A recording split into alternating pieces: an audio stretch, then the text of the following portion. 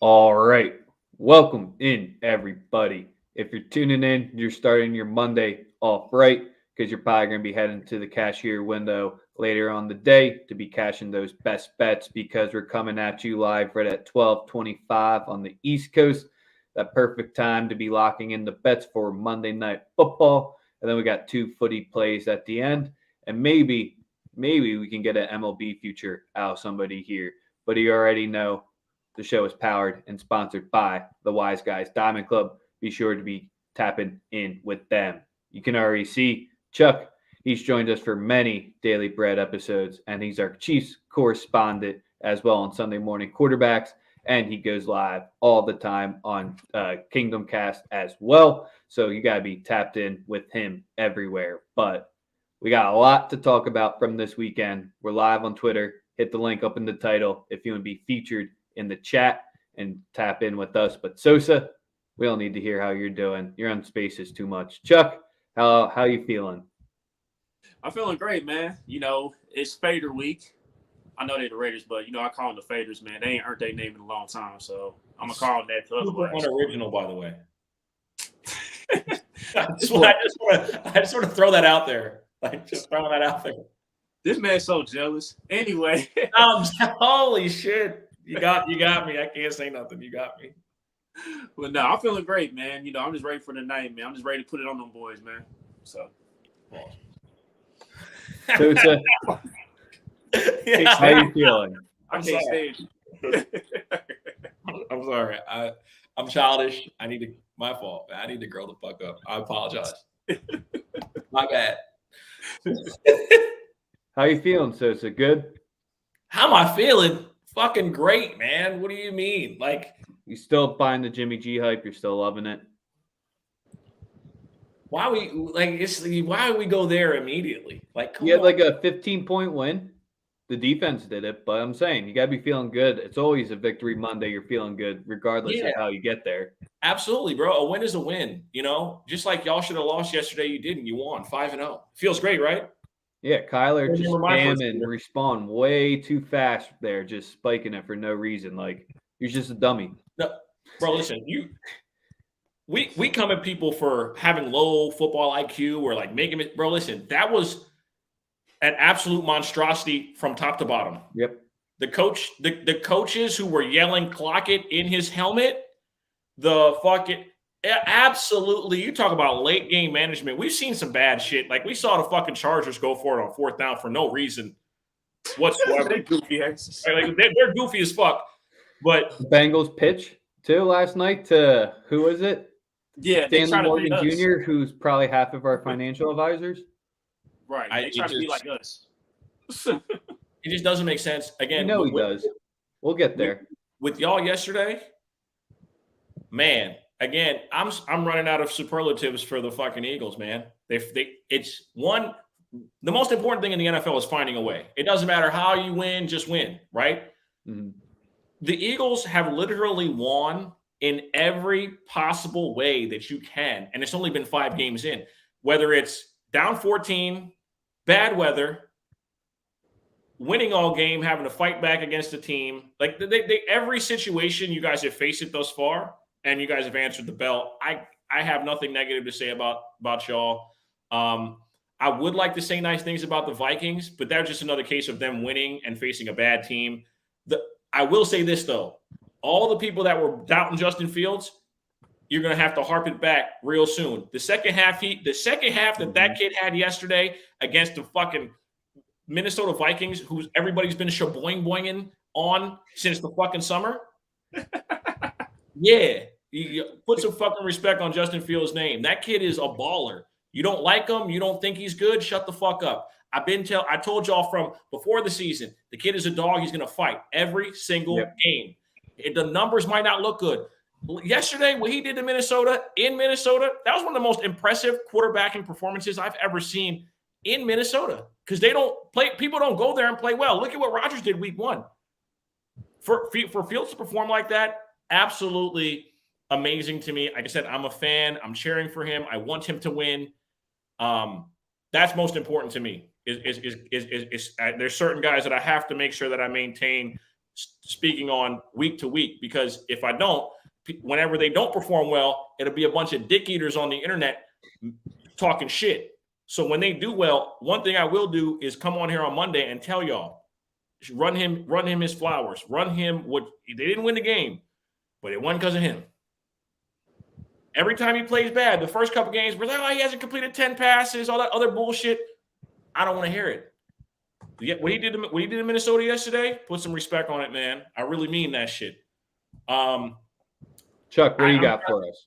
Yeah, Chuck, what else you got from yesterday? Because I got a couple more things, but obviously, like I said, it's a little bit of an open moments here.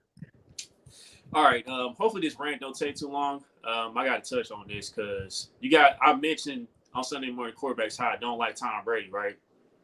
Yesterday was a perfect example. Was another perfect example of why I don't like this dude. Like, that is one of the most ridiculous roughing the passer calls I ever see in the National Football League.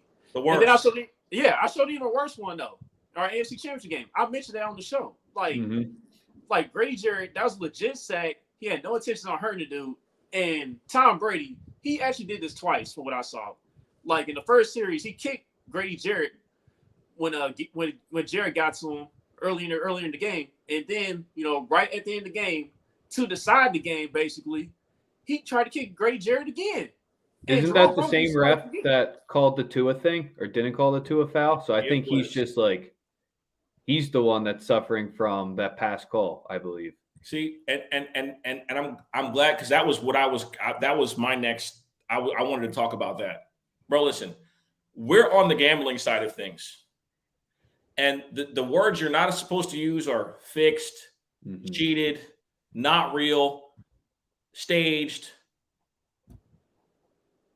All those words 100% applied to what we saw yesterday in Atlanta. I've never in my it's fucking football. What do you want this man to do? And then didn't they just trade their linebacker too after the game as well? Deion Jones, which is a great pickup for Cleveland.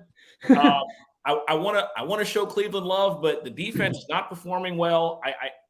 We got to really be real about that. I know Denzel Ward went down again yesterday. Never a good loss when your number one corner goes out. I get it. The pass rush has been mid. They should have won yesterday. Myles Garrett did not do a good job yesterday.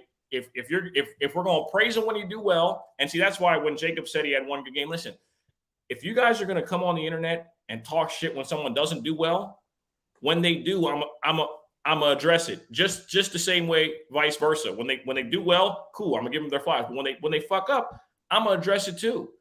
Myles Garrett, completely ineffective yesterday. No doubting that he's a superstar. Completely ineffective against a team that had an injured offensive line. Don't want to hear it. Your starting quarterback's not out there. Your defense has to pick you up. Your defense has to be elite. They haven't been. They let Joe Flacco catch him. They let Justin Herbert do whatever the fuck he wanted. And there's another thing. They ran the ball extremely well against Cleveland. Both the running backs ran the ball well, Eckler and Kelly. Again, when Cleveland gets, the other guy back, they'll be fine. But it's going to be an interesting dynamic here the next few weeks until he comes back. I as much as I want to believe in Brissett, I think they could easily be a close to 500 or below 500 team just based on the schedule. The schedule's kind of crazy, right? The schedule's kind of out of pocket. There's way too much to talk about because I want to talk about the Pickett thing and then him swinging. That was another wild moment. He sucks. He fucking sucks, by the way. He keeps cutting you off. You get one more. I got one more. Then we'll get to Chiefs, Raiders, and then we'll get back to the banter at the end. We may run a little bit long because we got a lot, but you got one or two, whatever else you want to talk about from yesterday or college. But about Pittsburgh, though, George Pickens is a dog. I just want to put that out there. He is a dog. He's for real. He's for real. Facts. That's facts, my guy. 100% agreed with you. Kenny Pickett sucks. He fucking sucks. And listen, I don't need to see nothing else. I don't need to see shit. I don't need to hear he needs another chance. No, he sucks. Wasted pick. They're going to have to do it again next year. He sucks. He fucking stinks. And y'all can book it. All the apologists coming back, he sucks. He fucking stinks. Should have never been drafted. Should have never been drafted in the first round. No quarterback should have been taken in the first round last year. I'll go as far as to say that. They overreached. They picked him because he played in the same stadium. He sucks. Absolutely fucking garbage. You'll never hear me say anything good about Kenny Pickett on any program you ever see my face on. He sucks. All right, absolutely my one thing, and then we'll get to the bets. We're already 10 minutes in. He's worse than Mitch Trubisky, dog. He fucking sucks. My bad. Go ahead. You're all good. Jahmyr Gibbs. I'd do anything to get him in a Birds jersey. He is one of the most patient running backs I've seen so far out of college, just waiting for that hole and the explosive power out of it. Seeing that in person, sure, maybe it's a little bit of the recency bias, but it was unreal. Bama just almost pissed that game down their leg because A&M got all their points off their turnovers. But, man, just seeing him go in person is wild. And Milroe, he's just so raw. He's going to be real nice once he gets there, but that's the first time where an offense or a defense has the time to scheme against them. I was just more surprised at Texas A&M, even though taking advantage of the short fields, how decent their offense looked, because it looks like complete garbage the prior of the season. But that PI call at the end, another almost fixed moment, player going down to stop the clock. It was wild. But Jahmyr Gibbs, do anything to get him in a Birds jersey. Yeah, him and he's, I mean, obviously it's Alabama, right? Like, they got what, 10 first rounders this year? No, I don't know if it's that many, but the way he just reads the field, he's so slow. Then the burst right after that was wild to see in person. It's between him and Bijan, right? You'd have to think those are the two best. I mean, is Gibbs even eligible for the draft? I don't think yet. Yeah. So I don't even think he can go yet. But hey, man, y'all gotta win. I know Milroe. No, he's a junior. He'll go. Listen, if Milroe develop as a passer, we're looking at something crazy. By the way, I love Jose. I mean, Bryce Young. I'm a big fan of his. But hey, I think Milroe ceiling's out of this world. Just have to hold on to the ball, man. They were losing their mind with those fumbles. The first wasn't on him. The second was completely on him. But let's get to the Chiefs versus the Raiders. We've got Chuck in from us. Everyone who joined in, give us that like, follow, retweet, sub, and make sure you're following Chuck and Kingdom Cast as well, because he'll be providing more content today and tomorrow if you're a Chiefs fan or if you're a Raiders fan and want to troll them, because I might call into the New York Mets radio station later, but I know my buddies are calling into the Cardinals one today because St. Louis Cardinals, they just laid down. But Chuck, let's get to the Chiefs versus Raiders. We'll talk MLB at the end. Man, I'm not even going to hold you. I'm disappointed that KD's not on the show, man. I'm disappointed because, I kind of want to troll him for a bit before I get to my analysis. But I can't believe Rex just did that. After all the negativity that we had to fucking endure on Daily Bread Media leading up to the playoffs, every fucking day we got to hear Rex cry about how they weren't going to make the fucking playoffs. Now you want to talk shit? Where's your Mets World Series future at? So you said if DeGrom and Scherzer were healthy, no one was taking them out in the playoffs. So let's go. Man. He's a piece of work. Let's hang that 101 win banner. Hang it. You see how he immediately throws shade at me? Hey, what about that Mets? Like, I didn't think DeGrom and Scherzer were going to fucking stink it up like that. Holy moly, they were awful. Oh my. Trent Grisham? Losing to a dude named Trent gotta suck. That's gotta hurt. The Nola family, big weekend. My bad. I can't believe you went there, man. But good job. It was a good transition, wasn't it? Yeah, Chuck. Let's hear about the game. You could still go on KD. He had an appointment and couldn't make it, so we wanted him here. No, it's Canadians. It's all good. Yeah, man. So the Raiders, man, like they had a big win against Denver or whatnot, but everybody knows Denver is hot garbage or whatever. So I can't really take that win that seriously. They did get some things going. Josh Jacobs, he had a big game. I expect them to try to get him going again tonight because they want to run play action pass. That's what they really want to do. Get the run game going, open up play action pass. I mean, that's been a normal thing for Josh McDaniels since he's been offense coordinator as well when he was in New England. So, but the way our defense been playing right now, I know the number one defense against the run currently. Chris Jones is having a hell of a year. He's been motivated. He knows that he disappointed in the playoff game last year, in which we got eliminated. So he's taking that energy, he's channeled it, and he's played well. And the Raiders center is terrible. Like, I don't even know what this dude is, man. Like, they trenches are I still think their trenches are not that good. I expect Chris Jones to have a monster game tonight.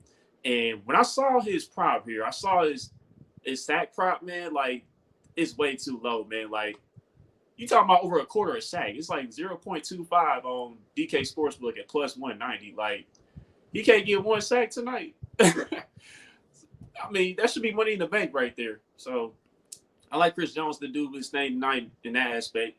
As far as analyzing the rest of the game, man, the Raiders defense, man, they don't impress me whatsoever. Their defense coordinator, they usually runs like a 3-4 set for the most part. And they linebackers are not that good. Like, Denzel Perryman, yeah, but he's more of like a run stuffing type of linebacker. I don't think he's that good at coverage. You can win matchups against him. And the other linebackers, man, like Travis Kelce just gonna do whatever the hell he wants tonight. Let's just get to it. He's gonna do whatever the hell he wants tonight, man. Like, it's tight end university again. So let me get to his prop, man. Travis Kelce, I like everything in this game for him. Over 6.5 receptions at minus 120 on DK Sportsbook. He should clear that. I think he'll get at least 8. His receiving yards, I think that's too low too, man. Over 74.5, minus 115. He'll clear that too. I think he can get like just over 90 yards again, like he did on Sunday night last week. And his anytime touchdown is juice. It's a little juice at minus 145. He should get that, but I'm not gonna get that out to people. So you guys know where I'm going with that. All right, and as far as like what Clyde Edwards-Hilaire's been doing, Clyde's been playing pretty decent, man. Like, he's been finding the end zone quite a bit this season. I think he has 5 touchdowns on the moment. And in this matchup, he's going to get involved in the passing game again. Again, the Raiders linebackers, they're not that good. So combined rushing and receiving yards, I got it over 69.5, minus 115. I like that. And then also, I'm going to get to the passing game, man, because someone's birthday today. Marquez Valdes-Scantling, it's his birthday today. And you guys remember when DeMarcus Robinson used to torch the Raiders year in and year out? I feel like MVS is about to slide into that role and do just that tonight. Damn. I need Hardman for fantasy that no one cares about. I was hoping for that. I've been waiting for him, but keep going, MVS. Yeah, I mean, I like McCole. McCole, he proved that he could get open last week. I wouldn't mind a sprinkle on him, but I'm not going to get it out personally. MVS, man, I think he's going to have a nice, decent game tonight. He's actually played decent this year. Last week, they say he dropped the ball twice, but if you really look at the plays, the replays or whatever, Levante David got a hand on one on the pass on the first one, and then Jamel Dean got a hand on it as well. So that's why he dropped the first one. And then on the second one, Mahomes clearly was yelling at Travis Kelce after the play because he got in the way. He caused traffic, which caused MVS to drop the second pass. So I can't really fault MVS for dropping those passes.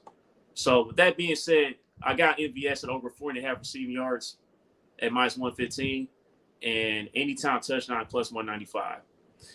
Now, if you really want to get spicy and you think he scores the first touchdown, I want to get spicy. If you think he scores the first touchdown in the game, it's at plus 1,200 right now.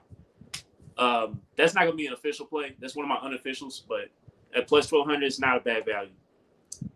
Now, we're going to get to the best for last. We got a narrative going on with Patrick Mahomes tonight, right? Troy Aikman, he said in the past, you know, when at one point during the 2019 season, you know, it was brought up that Mahomes is known 36% of Troy Aikman's career touchdowns in about 8% of the games. And that's what Troy Aikman said. Talk to me when he has 33% of my Super Bowl titles. Now, that 2019 season was the same year we won that Super Bowl in the background, right? So tonight, all Patrick Mahomes needs is 4 touchdowns to surpass Troy Aikman on the all-time list in touchdown passes. I think he does that tonight, man. And you know how petty Patrick Mahomes is. His guy, Bobby Stroop, you know, his trainer, he's a little petty too. So they know the deal as far as that goes. Joe Buck and Troy Aikman, they're going to be on the call tonight. And Troy was going to have to see that again. So, yeah. Patrick Mahomes over 279.5 passing yards, minus 115. And over 2.5 passing touchdowns at plus 125. All right. And then I'll give some on the Raiders side, man. I'll give one play on the Raiders side. Devontae Adams, I mean, he's not a big body dude. He's not the 6'4", 6'5" dude, but he's 6'1", 215. He's still one of the best receivers in the game. I expect Derek Carr to force feed the ball still. I expect Devontae to still kind of do his thing tonight. So anytime touchdown at plus 110, lock that in. And over 6.5 receptions at minus 140. Actually, I don't want to give that out. I want to do is receiving yards. Let's do receiving yards. Over 75.5 receiving yards at minus 120. And then one last play. My fault. I promise it's the last one. You're all good. Take your time. I got a question about the Raiders, so that's where I want to start grilling you on the other end. Oh, don't worry. I got the other side too. Don't worry. All right, this is the last one. Okay, so Hunter Renfrow, he's back from injury. I do expect him to get involved in this game. Last year, he pretty much destroyed us in that slot, man. He scored in both games. I believe he had over 90 yards receiving in the first matchup, and then in the second matchup, he had like $124 or something like that. His receiving yards is too low, so over 42.5 at minus 115, and I do expect him to find the end zone. It's at plus one, not 130, but plus 230 at DK Sportsbook. And I'm looking at that. My first one, so says, then you can go. Was last week a fluke with Jacobs and his touches, or what? Because they doubled his amount from the first 3 weeks rushing wise, and then he just seemed to be involved in every play. Did they just know Denver's just that ass where he could just? You know what it is, bro? I think that McDaniels rolls the dice before every play. That's how he decides on what he calls. Damn. So if you're, I think he's an idiot. There's no consistency with how he calls plays. I don't know from game to game. Isn't it knowing your personnel and knowing what is effective? What the fuck are they doing at practice? Listen, they won a game. I'm on record saying to people, listen, this Raider team is not as bad as people think. They're they haven't been terrible defensively. It's just you have to win games, right? And when you don't win, this is how it is. They start off 1-3, could have beat the Chargers week 1, didn't beat the Chargers week 1. They should be 3-1 in my opinion. I don't think they're as far away from competing as y'all want to say. I took them with the points tonight. Fuck you and your team, Chuck. I'm sorry. I'm taking the points. It's division game. DC and Devontae, they got to show up at some point. I think that the Raiders have played better football than I think people are giving them credit for. It's just they want a replication of last year. They started pretty bad last year too, and they still made the playoffs. Let's not forget that. Don't forget that. I think that the team's, like I said, I think the team's better than people are giving it credit for. The defense has actually played better than I expected. I think just about anybody expected. And obviously it's McDaniels calling the shots. But I want to draw some attention to this guy. Okay, me and Chuck are in a fantasy football league where it's $250 a team. I had no kicker on my roster until about 3 hours ago. This is Matthew Wright. Matthew Wright's the kicker tonight for Harrison Butker. I need 6 points to beat this dude's ass for the week. So I'm putting a full unit whenever his numbers come up for over 6.5 points. Whether it's 3 touchdowns and 1 field goal, whether it's 4 touchdowns, 4 extra points to field goal, I don't give a fuck. We're rocking with Matthew Wright tonight to get a 6.5 kicking points. Whatever the price is, when they announce it, we're rocking with that. Why? Because I want to beat Chuck. That's most I have to be weekend here.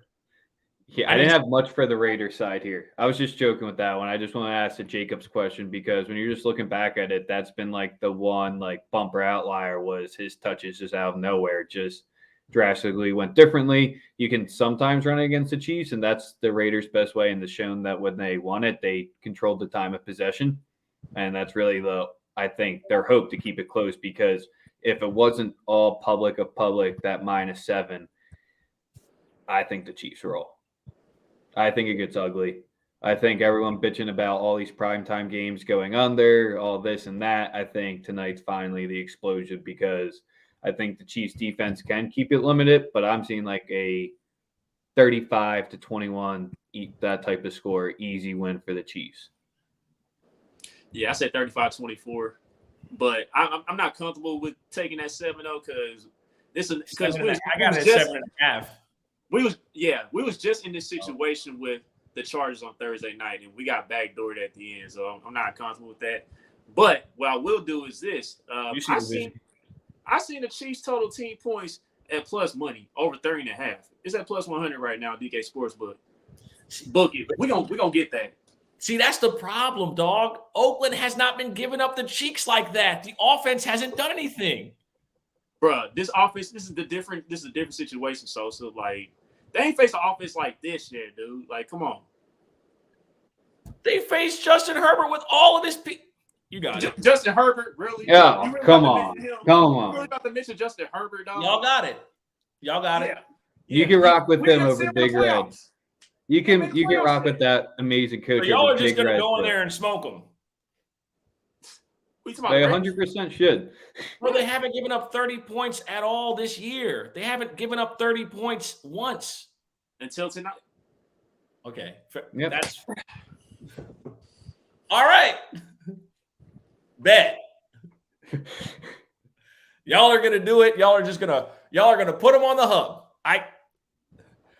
Of course, that's what I expect to hear from Chiefs fans. Like, dude, Patrick Mahomes got a point to prove tonight, man. Troy Aikman is in. Y'all told me he had a point to prove last week. I get it. He proved his point. Nigga got to prove the point every week. He got something. He play these motherfuckers twice a year, every year. You don't give a fuck about. That's how you win Super Bowls. You prove every damn week. Bro, and that's how you host 4 straight AFC championship games, right? I'm not trying to hear that. Bro, do you know how many points we put on the Raiders last year? Like 30 plus both times. Okay, the same thing about to happen tonight. It's a new year, dog. Yeah, and Big Red's about to take care of McDaniels.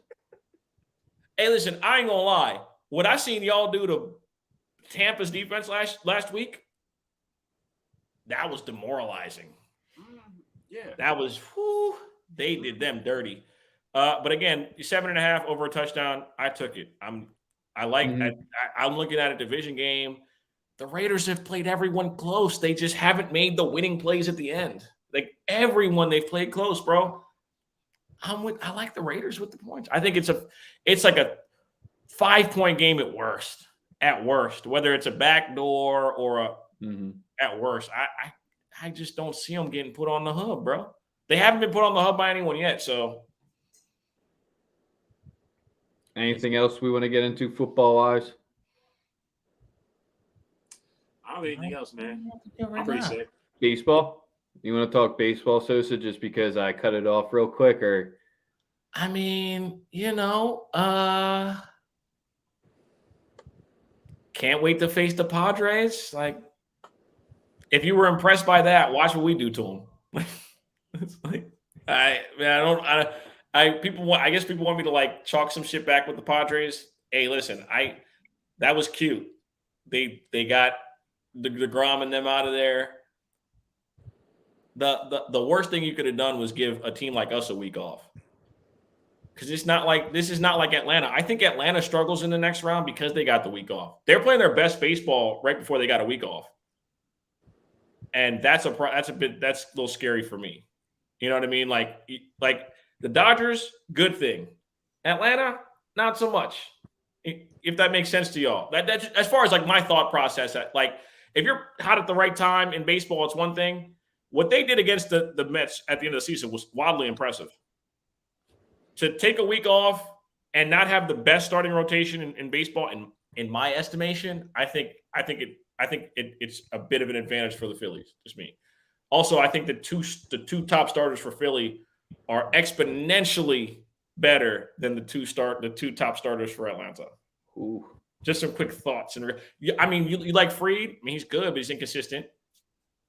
Strider just got paid. Strider? Yeah.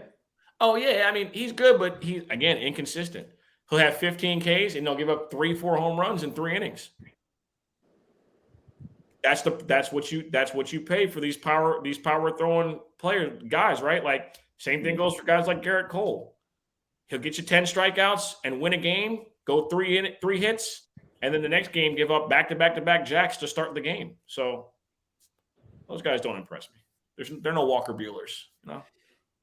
Well, of course, you think your team unstoppable, man, but we know y'all can't win in front of the hoes, man. Y'all can't win in front of the hoes at Dodger Stadium. We can't win in front of the hoes. Everybody know this.